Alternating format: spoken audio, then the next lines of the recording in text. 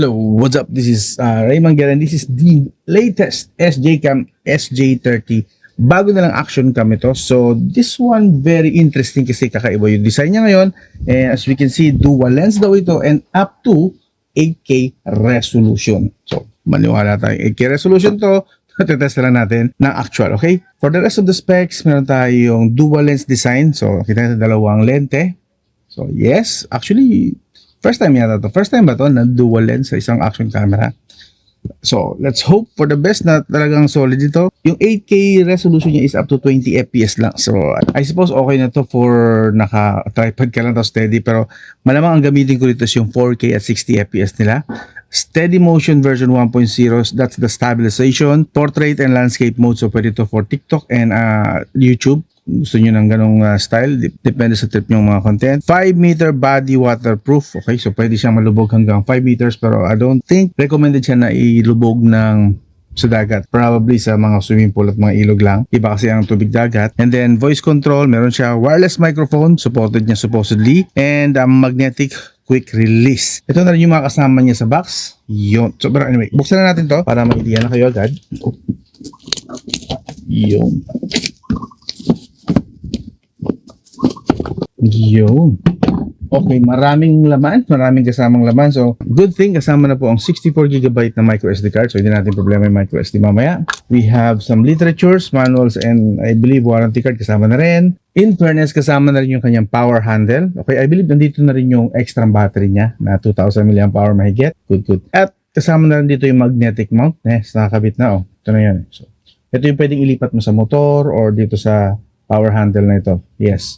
So, kasama na siya. And we have also some controls. Mamaya, check natin yan. Of course, the power and data cable. Sinama na rin nila. Type-C to Type-C. And what else? Yung mismong camera. Yes. Isang f2.8 aperture at isang 1.8 aperture. I believe the f2.8 is para sa daylight, sa araw na kuha. Ang f1.8 naman is para sa nighttime. So, kaya dual purpose na sinasabi. Okay? Check natin yan later. And buksan na rin natin to para hindi natin babalikan. Mamaya, for the rest of the video. So, check it natin ngayon. Ang kasama, kumpleto na nga talaga siya. Mukhang hindi mo na kailangan dito bumili ng iba pang accessories. Pag itong binili mo na combo box. Mga gamit for mounting, buksan natin lahat yan. Yun. At another magnetic mount. Nice. Dalawa pala magiging magnetic mount natin. That's good. That's nice. Para hindi tanggal kabit dito sa kanyang power handle. And then, we have other mounting accessories din. Nice. What else? Dami pa po ito ha. Isang bagsakan na lang para mamaya talaga hindi natin balikan. Some 3M tape. Good. Of course, panglinis ng lente. Stickers ng SJ-Cam. Isang Type-C to Type-A naman ngayon. Kanina Type-C to Type-C. Ito Type-C to Type-A. Siguro ito ay for charging lang na cable. At meron tayong para sa microphone. Takip sa microphone yata. Ito yung namin state. Yan. Takip na ito. Oh, takip na siya. Yan. Kasi meron siyang parang sa noise cancellation. Dito yata yan. Ito nakikita nyo sa camera na to. Yan, para dito yan. So, pamalit yata siya if I'm not mistaken. Yep, dito nga siya. Para sa microphone. Tsaka para maiwasan yata yung muffling kapag malakas ang hangin. So, parang wind protection ito sa microphone. So, meron pa tayong extra mga pwedeng panglagay. That's nice. More mounting accessories. And another mounting accessories. This one naman yung pandikit yata sa helmet or sort of something like that. And camera case din yata ito. Ito na yung pang naman parang protection sa camera at para mas maganda, mas madali siyang i-mount. Okay, wala na dito sa isang box na to. Meron pa tayong isang box doon. And finally, pouch. Pouch lang. Okay? And ito mga kasama sa box lahat na po yan. Yan. Yan na po yung package na makukuha nyo sa box na binuksan ko. Okay? I'm not sure kung meron pang iba pang version ng combo na accessories, but this one, yung exact box na in-unbox ko is ito po ang mga laman. Okay? So, isa-isa na natin yan. Okay, as for the camera, tanggalin na natin to. Yun. Uy, nice. So, yung kita natin dalawa ang kanyang lighting ha. Again, this is for the daylight and this is for the night light naman pagka medyo madilim. Pero tetest natin yan later pagka madilim-dilim na. And of course, nandito yung kanyang microphone at dipalit po siya. Itong currently na nakakabit sa kanya is wala pong parang dead cat na effect, yung parang noise cancellation. So, pwede itong palitan gamit yung mga nandun. So, mamaya papalitan natin pero gusto ko muna siyang i-test as is kung ano yung magiging quality ng sound niya. And then, Dito sa taas is meron tayo dito parang siguro ito yung speaker. Yes. And may butas din dito, probably another mic. Siguro noise cancellation ito. The power button and probably the baka shutter button din. And then, I'm not sure kung ano tong isang to, but let's see. Pipindutin yata. Ayun, dipindot nga. Okay, nandito ang lagay ng micro SD card and of course, the USB. Pero lalagyan na natin ng micro SD card para magamit natin. Saksak pa natin pag ganito yata yan. If I'm not, mali. Pag ganito pala, yun. So doon nakaharap sa side na to yung may kulay, okay? So, lalagyan natin yan din. Then, of course, pindot. Nag-click na. Sarado na natin. Meron siyang waterproofing, oh, in fairness. Okay, wait na natin. And dito sa baba, I guess this is the mounting slot. And then, dito naman sa side na to is yung pinaka power button talaga. Okay, so hindi pa itong power button. Ito ay shutter button lang at ito yung power button. And then, ano pa? Dito tayo sa, ay meron pala ditong LED light. Tanggalin ko muna itong kanyang cover. I wonder kung pwede itong makunat lang pala siya. Yun. So, yan po yung pinaka effect niya. So, naalala ko tuloy dito yung aking dating DSLR na Canon. Di ganito rin yung kanyang screen, di flip din. So kung gusto mo mag selfie video, ilipat mo lang pag ng pataas. Pagka nasa likod ka naman ng camera, switch, flip mo lang ulit siya pabalik.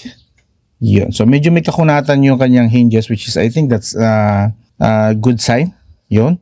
And of course, I'm not sure kung may battery na to, pero I'm assuming meron.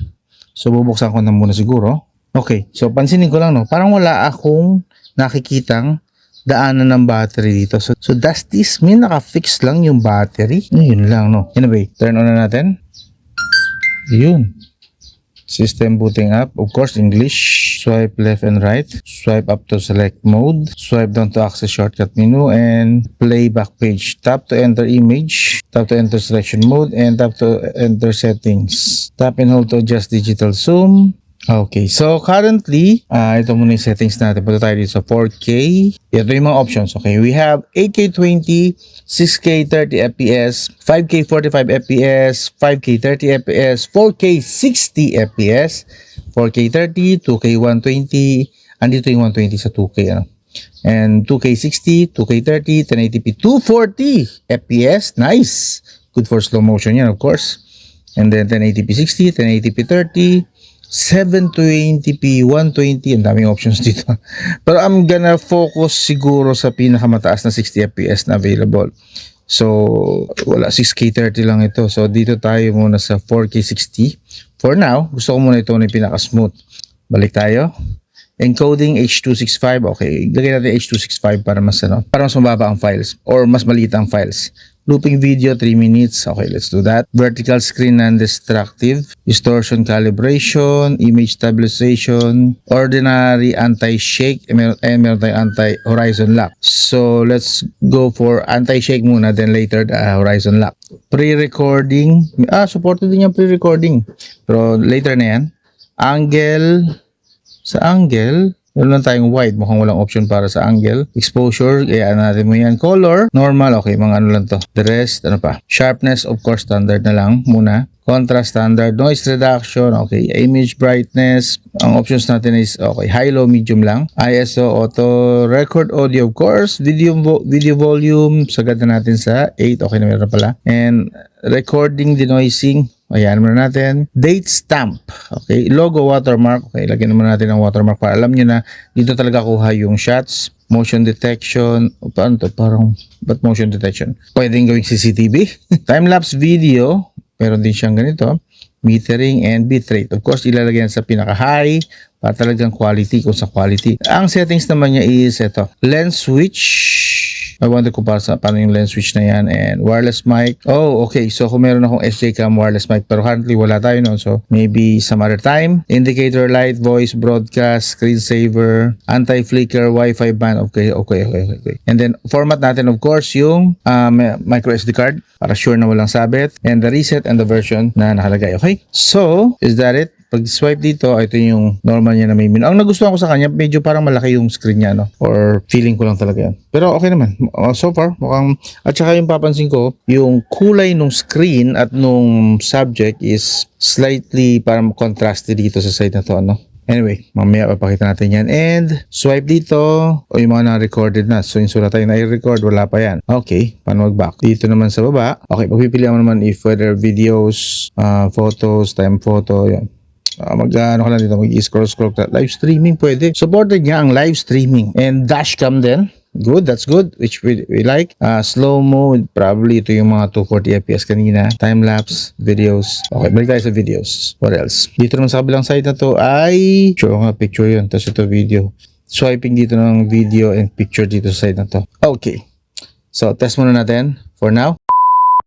Okay, so finally, nagamit na natin ilang beses. I think nasa isang buwan na rin naman sa akin to make it. And ito na po yung final findings ko about this SJCam SJ30 Action Cam. Okay? So isa-isahin natin.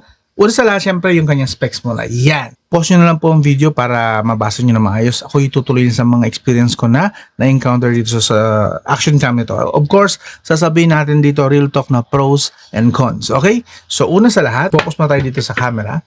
So as for the video quality, for the samples, okay, since like I told you earlier, dalawa po ang lens nito. So the daylight muna na shots, okay? Sa daylight shots, okay, decent naman siya. Medyo leaning nga lang siya a bit sa high contrast. Like pag pinapakita ko sa inyo yung overbright na mga scenes like tanghaling tapat, so on and so forth, yung makikita nyo sa sample videos, yung tanghaling tapat yan, mapapansin nyo, medyo high contrast yung mga blown out na highlights, okay? And of course, sa white balance naman, leaning din siya more sa dark. Kung mapapansin nyo, pag medyo dark yung mga areas, yung mga shadows, especially sa mga shadows, talagang halos wala ka makikita, almost pitch black. Yun lang napapansin ko. But for the most part, basta maayos naman yung scenes, well lit naman, okay naman siya. So, typical SJCam, I think slightly better lang to sa mga naunang SJCam action camera na test natin dito. Again, remind ko lang kayo, this is a budget action camera. This is below 15K. And compared sa mga high-end na ikukumpara nyo rito, well, sa presyo na lang din na nagkakatalo. But then again, kung may pera kayo, yes, go for the higher end. Yung mga kilalang brand talaga. But this one, para sa akin, I think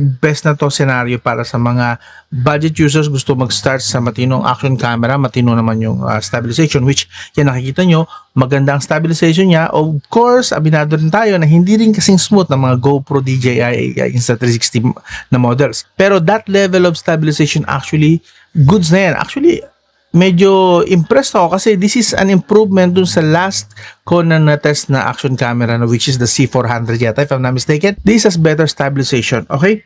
And speaking of daylight, ginamit ko rin to as a dashcam switch. Talaga dito, mas na-impress ako sa kanya ng konti kasi dun sa C400 na una natin na test, medyo wiggly talaga lalo kapag ka medyo rough road at lubak yung daan dun sa naunang SJCam na na-test natin. This here, medyo may konting wobble din pero sobrang minimal na hindi mo na actually yung papansin niya. Papakita ko sa inyo yung mga lubak na ng mga pinagdaanan namin dito, especially sa mga talagang siraang daan. Hindi mo masyadong pansin yung talagang wiggle ng camera. So, maganda rito yung kanyang stabilization. Very improved actually. And not just that, kahit pag naglalakad ako, handheld siya, ginagamit ko, goods na rin. Again, not as smooth as the 30,000 plus na mga action camera. But this one, solid na rin. Hindi na kayo mapapaya rito. Hindi na mahihilo yung mga manonood ng mga videos nyo. Which is saying a lot pagdating sa SJCam ng mga products. This one is a good upgrade. And finally, kitang-kita ko rito yung improvement kasi nga, medyo ilang SJCam na rin dumaan sa akin. Medyo kuripot kasi ako.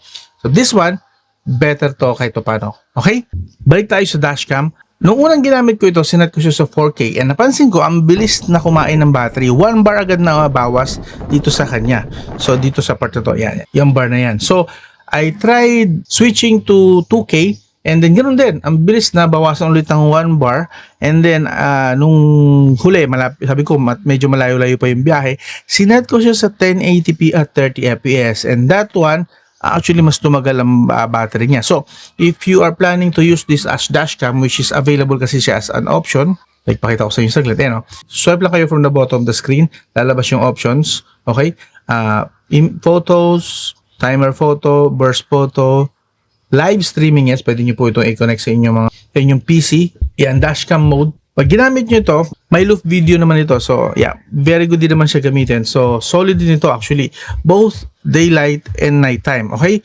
So, kapag gagamit nga pala kayo ng nighttime mode nito, make sure lang na nag-switch kayo ng lens sa night vision lens. Again, remind ko kayo, dalawang lens ito. Okay? So, kapag ginamit nyo to pag-araw, of course, yung daylight lens or yung HD lens na tinatawag nito, and then night vision lens. Itong dalawang to. So, again, pag-araw, HD lens, pag gabi na, lipat agad kayo sa night vision lens kasi ang laki po ng difference, okay? Yung mga biyahe ko sa araw sa gabi, kitang-kita nyo yung laki ng difference ng liwanag. As in, literal na day and night, sorry for the pun, pero talagang literal day and night po yung difference ng dalawa kapag ka nag-switch ka sa both lens, which is for the first time, finally, sa akin for the first time, alam ko may available na similar action camera dito, pero for the first time sa budget camera, meron na din agad na hiwalay na daylight lens and then night vision lens, okay? Yung bago yata ngayon na merong night mode lens na action camera is the DJI Action 6. Yes, if you wanna check out, may budget naman kayo. Maganda rin yun, meron din siyang night mode. Maganda ang kuha niya sa gabi. Pero kung sa budget kayo, ito lang ang meron sa budget category ng action camera, the night vision mode. Yes, so yun, ang kuha sa gabi, difference kapag ginamit sa gabi yung daylight mode, ganito kadilim. Yan. So, literal na day and night difference pagdating sa switching ng dalawang camera. Okay? Speaking of switching ng lens ng camera, meron kasi dito na you can choose whether to switch to this lens, itong dalawang lens na to, manually or automatically. Hindi ko po i-recommend sa inyo, punta tayo sa settings, hindi ko i-recommend sa inyo na i-switch ito to auto. Kasi, hindi siya ganun ka-intelligent pagdating sa pag-detect ng scenes. Like, maybe we can try, baka mas para makita nyo din agad yung epekto. So, right now, yan, nakikita nyo, ganyan kaliwanag. So, maganda ang kuha. We are using a daylight. Yan, pagka may araw, yan ang palatandaan eh. Pagka, kita nyo yung sun, yan, yung sun icon na yan, that means we are using the HD lens, and kapag madilim na, magsuswitch naman siya, nag-auto siya, pero hindi siya ganun ka-intelligent. Hindi, base sa experience ko yung actual experience ko, inayaan ko sa auto, maliban sa sobrang bagal na nga ng switching, ito ba nga, may switching na yan. Ang bagal, yung blackout na yon inaabot ng 2 seconds pa bago siya matapos. And madalas actually mali yung kanyang detection. So, kita nyo yung difference, okay. Light mode tayo, di ba? Daylight mode. Kita nyo, dito pala makikita nyo na yung difference ng liwanag niya. Pag tinakip ko to, diba blackout, nagiging blackout siya. Pero once na lumipat siya sa night vision lens, biglang kita na yung kamay ko. Sabihin, ganun ka-effective yung night vision lens nito. Okay? Madilim siya. HD mode. Pag lumipat sa night mode, yan, ito naman yung night mode. Mas maliwanag siya rin.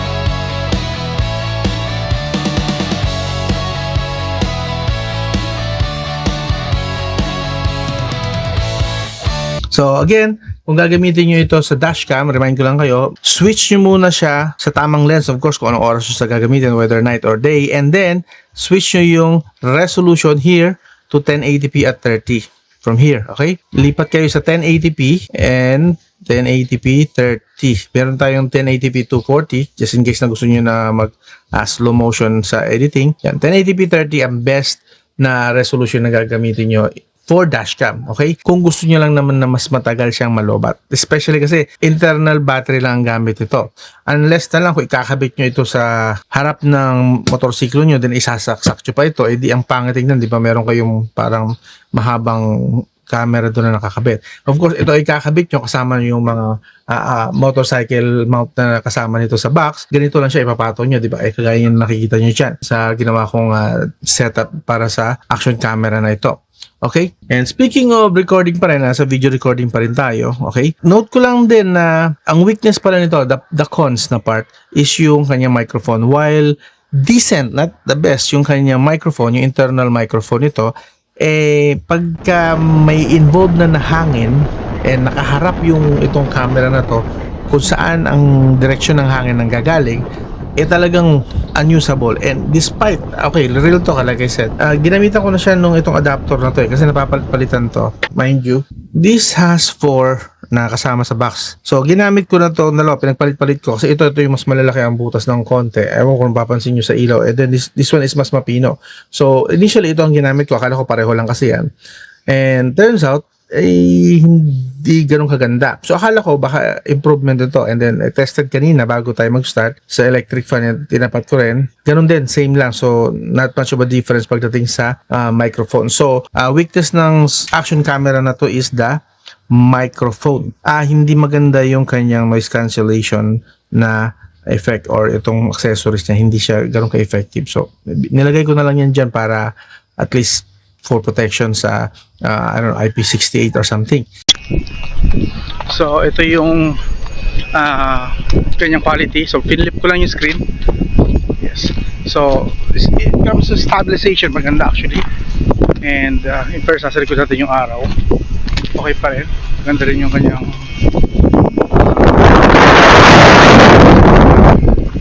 contrast. Kahit pa paano. Medyo, of course, against the light tayo, medyo madilim nga yung mukha ko, pero that's it.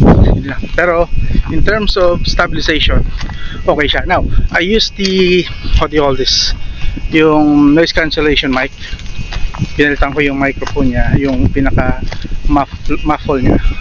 So I don't know kung kamusta yung quality, but in terms, again, in terms of stabilization, like, lalakad pa lang tayo nito. I'm not sure sa pagtakbo kung ganoon din.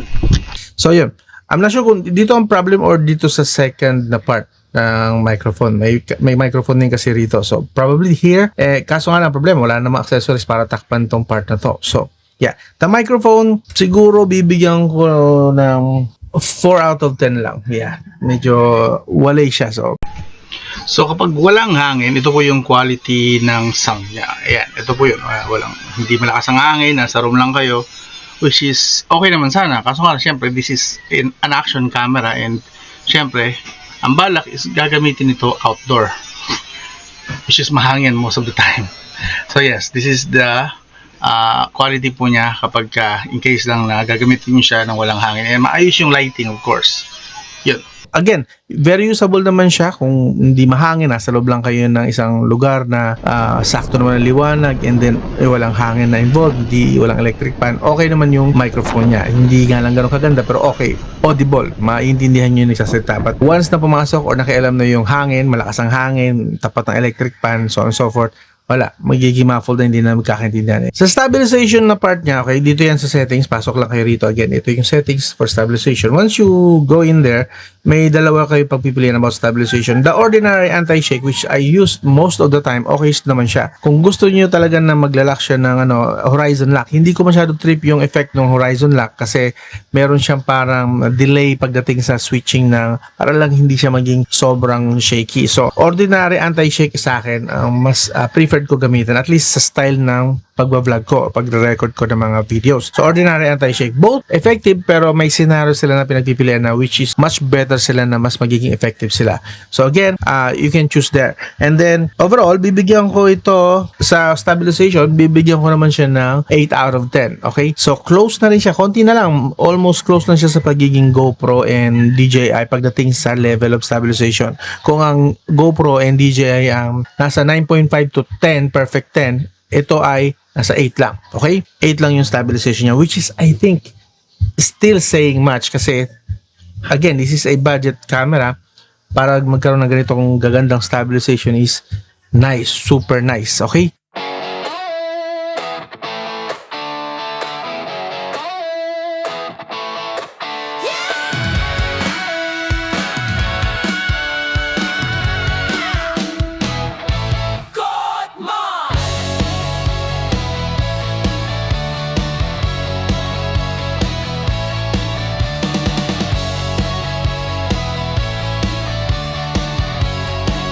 punta naman tayo sa battery. Again, may pros and cons tayo sa battery. Okay. Sa cons, unahin ko na agad yung cons para ano nyo. Sa cons niya is, internal battery nito is non-replaceable, non-removable. So, pag nasira na yung battery nito, walay na. Goodbye na. So, yun lang ayoko na part na yun. And another thing is kapag nag-hang, although hindi pa naman siya nag-hang for the time na duration na nagamit ko siya, kaso yung una kasing SJ cam na dumaan sa akin is may mga random hang. So, fortunately, this one hindi ko pa naranasan na mag-hang. Pero, just in case kasi na umabot sa time na someday mag-hang ito, yun nga, hindi ko siya basta-basta marireset kasi nga, hindi removable yung battery. Walang tanggalan po ng battery. This here, hindi ito pang battery. This is for the USB Type-C slot and the micro SD card. So, wala pong tanggalan talaga ito ng battery.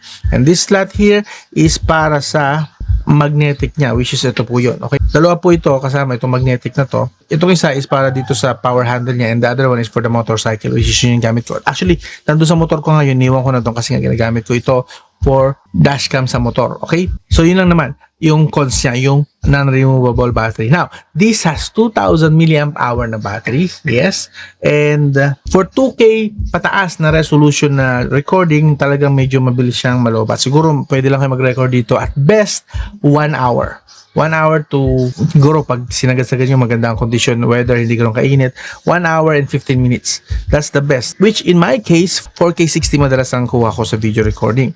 Now, isasaksak nyo to, gagamitin nyo naman itong kanyang power handle, okay? Saksak natin.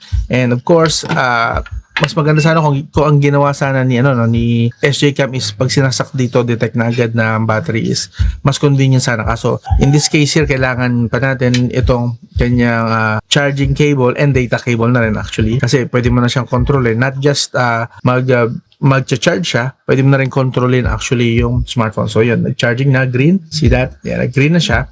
And then from here, actually, pwede mo na rin kontrolin, okay?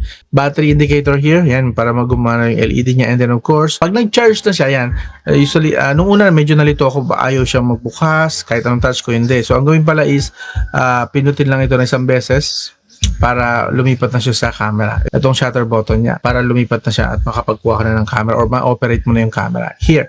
So, yun. Using this, kahit mag 4K resolution kayo or 6K resolution kayo, at least mga makakapag-record kayo dito mga 3 to 4 hours. Although, hindi ko pa nagagawa yun, pero sa tansya ko, hindi ko pa ito nalolobat kapag ito ay nakasaksak. Okay, nalolobat ko lang itong camera na to kapag hindi siya nakakabit dito sa kanyang power handle. So, this power handle has, it's 4,200 mAh pala. Yan. The good thing about this is kahit nagre-record kayo, okay, recording tayo, pindutin lang natin to. We'll start recording. See that? Okay, it starts recording. So, pwede mong kontrolin actually. Pwede kang mag-record while it's charging kasi talagang design itong power handle na to support the recording even if low-bat na yung mismong unit. So, nagamit ko na itong low-bat and then sinaksak ko lang dito and then I continued charging. Okay siya, tumutuloy-tuloy naman siya. So, basically, pwede kang mag-record habang nag-charge gamit itong power handle niya. I'm not sure lang kung pwedeng gamitin yung power bank and so on and so forth. But this is the best scenario na may provide sa'yo, madi-deliver sa'yo ng SJ Cam SJ30 kapag ka gusto mo pa mag-continuous na recording kaso lobat na. This power handle, very good ito, okay? Ang reklamo ko lang siguro dito, minor lang naman ito, is wala siyang, yung dito na mismo sana yung tripod para maging tripod siya. Although, tumatayo naman siya mag-isa pero that's clumsy. Para mapatayo mo ito is kakabitan mo siya rito sa ilalim. Although meron naman siya, although okay lang din naman yun. Yes, kailangan mo pa ng extra pa ulit na accessory para mapatayo siya ng diretsyo na mas stable sa tripod. So, yun lang naman. And then the other thing is, about sa battery, medyo may katagalan itong full charge. Yun lang naman siguro. Kasi ito ay 4,200 mAh and slow charging lang yata supported nito. Umaabot yata na if I'm not mistaken, nasa 2 hours bago ma-full charge itong power handle. Okay, ito mabilis siya ma-full charge kapag ito ang nag-charge sa kanya. But pag ito ang charge ko naman using my gun chargers and other chargers dyan, around 2 hours talaga bago siya ma-full charge this one. Now, for the IP rating, supposedly this has no IP rating. At best siguro magkakaroon to ng IP rating. Kapag binili nyo to, this is sold separately. This is the underwater case niya, okay? So this one, actually hindi ko naalala na meron pala ako nito. So the whole time na bumibiyahe kami, sinama ko to sa gala. Akala ko wala akong underwater case gaya nito. Yung pala naiwan lang doon sa sa box, sa pinakailalim ng box ng package. Kaya late ko na nalaman na meron pala, kasama pala to. So this one hindi ko na matitest doon sa lakad namin, but I can test here. Ilulublob ko na lang, pakita ko sa inyo dyan sa video yan. Itong sample video na yes, pwede nyo siyang ilublob sa ilog, swimming pool, dagat kapag ka nakalagay sa loob ng case na ito. Okay? Safe to. Pwede ito sa dagat, basta dito nakalagay ito sa loob. Okay? Yes. And another thing, this SJCam SJ30 has dedicated na SJCam na app. Yes. Mas kung gusto niyo ng full control o hindi niyo masyadong hinahawakan or gusto niyo hands-free muna sa phone na to and gusto niyo kutigtingin yung kanya settings din and gusto niyo i-download actually nang hindi kino-connect sa PC, pwede pong gawin. Ang gagawin niyo lang is of course, wait lang. Set natin muna, open natin to and then kailangan i-turn on niyo yung Bluetooth and then kusa na yan. Lilipat yung Wi-Fi na yan sa Wi-Fi ng action camera nito. May sarili siyang Wi-Fi. 2.4 GHz and 5 GHz both supported dito. So, now, pag-open natin, connect lang tayo and then detect agad basta malapit lang kayo sa camera. And then, wait nyo lang ng konti kasi isi-switch nung Wi-Fi from my normal Wi-Fi, nakakonect ka sa normal mo na Wi-Fi to Wi-Fi. See that?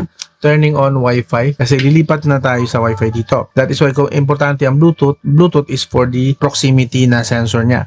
Now, okay na yan. From here, pwede na natin siya kontrolin.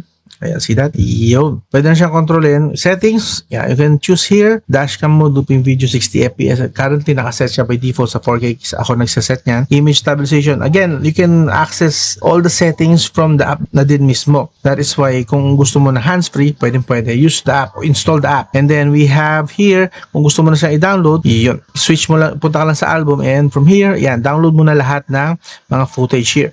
Meron siyang download. Okay, either download all or pili ka lang pa isa-isa. Like maybe try here and then yun. See that? Click mo lang itong 3 buttons sa taas para lumabas itong download or delete. You can choose that. Okay? So, yun po.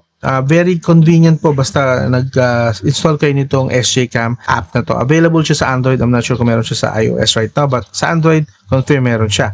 So, yun. Verdict na tayo. Like I said, this is by far the best action camera from SJCam. SJCam lang. I'm not saying sa lahat ng action camera. Sa SJCam lineup, SJCam brand, this is by far the best camera. And I like the part na hindi dalawang screen ang kailangan kong paganahin.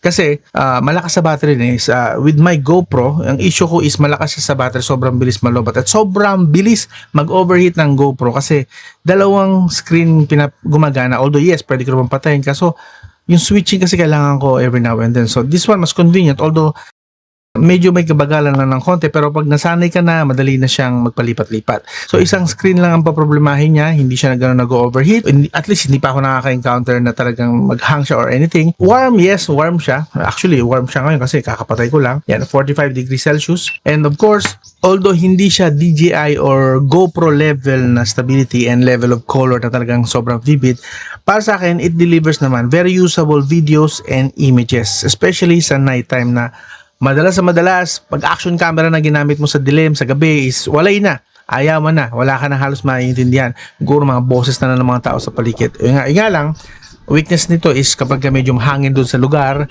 well, walay na. Hindi ka na magkakaintindihan. So, that's something na medyo although yes, supported nga po pala nito ang external mic just in case lang, it is sold separately, hindi siya kasama rito. Support nito ang SJCam M4 wireless mic, this one. Again, this is sold separately. Sadly, wala ako nito kaya hindi ko na naipatest sa inyo or naipakita sa inyo. I also tried using my wireless mic kaso nga lang, the problem is obviously hindi to para dito kasi wala, paano ko siya isasaksak? Gawa nito. Diba? May harang. Wala. Ganito ang mga wireless mic ko rito sa bahay. So, hindi siya compatible. I'm not sure. So, hindi ko siya matitest or makukonfirm kung pwede ba siyang gumamit ng other branded na mic maliban sa SJCam M4 wireless mic. Yun lang. Yun yung sure na gagana rito kasi yun yung naka-indicate sa website nila. But, other brand na mic hindi ko matest kasi nga, look at that, yung saksakan. Alanganin sa paano ko isasaksak dyan yung aking mga wireless mic. Ang pinaka-highlight actually ng action camera nito is the night vision lens, which is yung night shots. Para sa akin, finally naging usable na ang isang action camera sa gabi dahil sa feature na yon. Okay?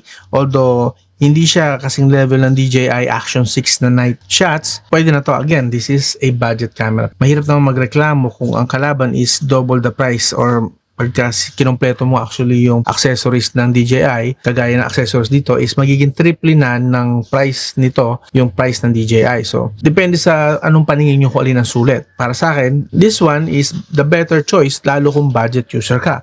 Pero again, kung maluwag ka sa pera, go for the DJI Insta360, the GoPro. Go for that kung may budget ka. But for budget users, nako, ang laking jump nito sa normal na quality ng mga budget cameras, budget action cameras to be specific, okay? Solid ito. So, verdict overall, okay? Again, ibabangga ko lang sa price and sa mga nagustuhan ko sa kanya plus yung cons, bibigyan ko ito ng 8 out of 10 na score, okay? Maganda, panalo, solid, okay? So again, this is the SJ-Cam SJ30 action camera. Kung interesado kayo rito, iwan ko yung link sa video description or pipin ko sa comments. And if ever na available na ito sa Shopee and Lazada, ilalagay ko na lang dito sa floating tag na to. Okay, kung di nyo makita yung floating tag, touch nyo muna yung screen ng smartphone nyo kung saan nyo ito pinapanood. And then, may lalabas dito na floating tag ng Shopee and Lazada. Again, kung available na. Kung wala pa dyan, well, check nyo sa comment section. Baka nakapin doon yung link or nasa video description. Okay? That's it. Again, this is the SJ-Cam SJ30. This is Rain Manguera. I'll talk to you again soon. Mong malaman, specs, features, presyo, di ka malilito riyan. Sa bawat review, malinaw at totoo.